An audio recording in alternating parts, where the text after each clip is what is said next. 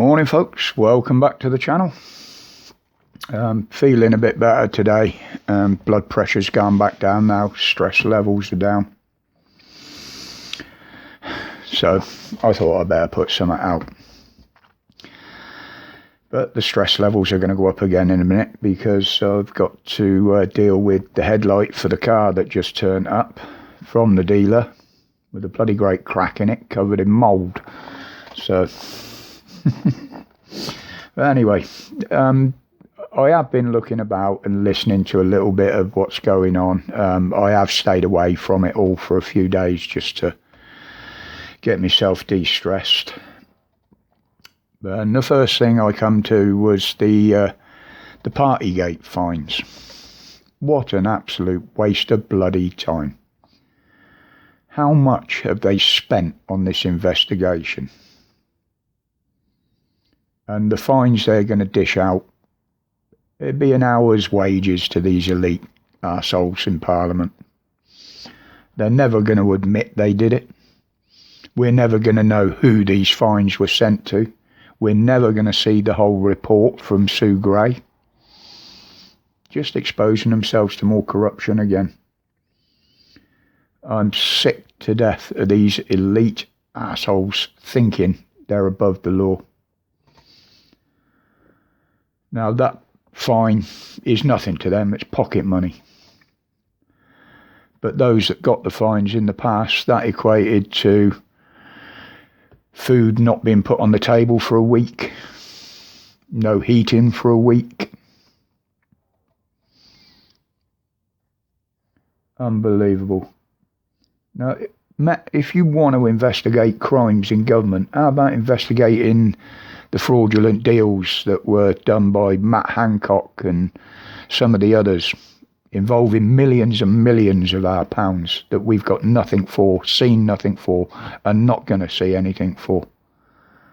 They're the crimes you lot should be investigating, not these pricks that had a drink. Ah, dear. And besides that, the courts deemed a lot of these transactions as fraudulent. So why is nothing being done about it? They broke the law. They openly broke the law. The courts said this.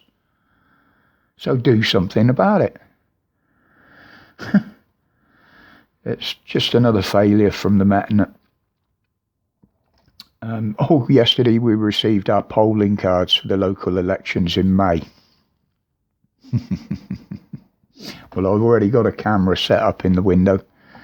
I shall have my radio mic on when they knock, and I shall have some fun with them. I've got a few questions that I want answered, and I'm going to use the 3-strike rule.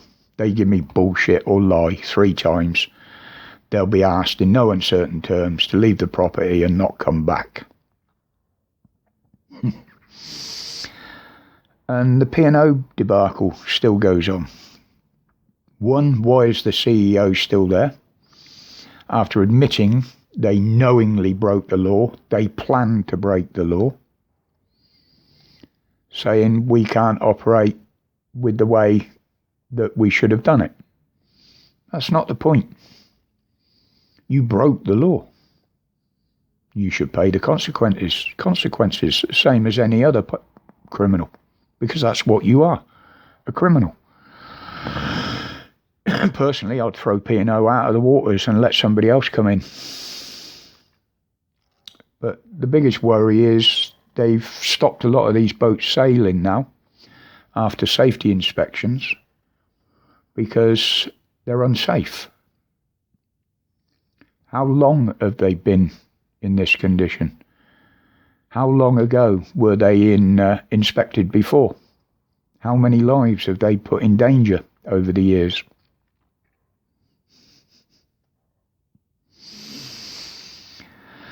Anyway, moving on.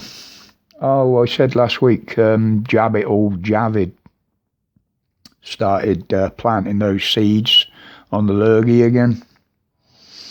And he'd started watering them and feeding them and bullshit, helping them to grow.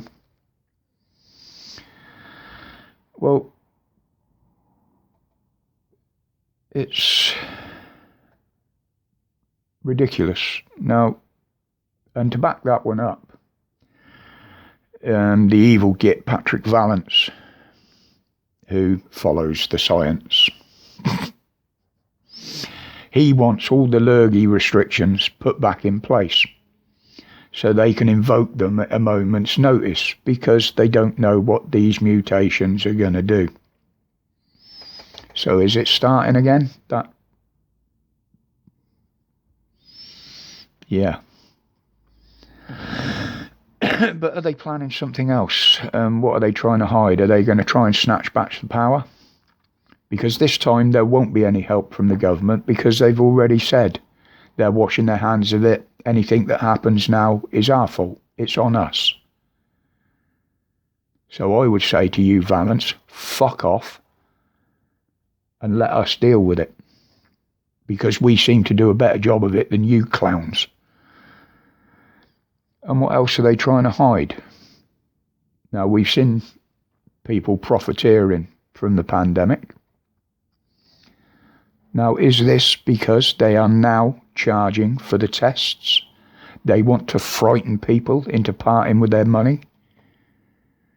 Well, a lot of people can't afford these tests, even at £2 a go, which is the cheapest I've seen.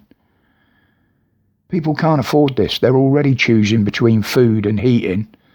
And after tomorrow, it's only going to get worse once the price cap goes up on energy bills, and our bills are going to double at the time when they're forecasting snow and we're going to need heat.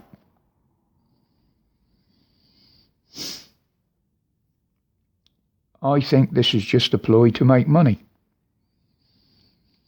Yes, there are still a few cases out there, but nothing like we've seen in the past. So why start the bullshit again? Keep your noses out of our fucking lives. You're destroying lives. You're destroying families. Just with words. And you wonder why we don't trust you. With that, I can feel it rising again. But anyway, people, I'll leave it there for today. I still feel a bit weak, but until the next time, thank you for waiting. My respects to each and every one of you, and thank you for your support, as always. But until I see you again, stay safe, stay strong, stay free from this propaganda. I'm gone.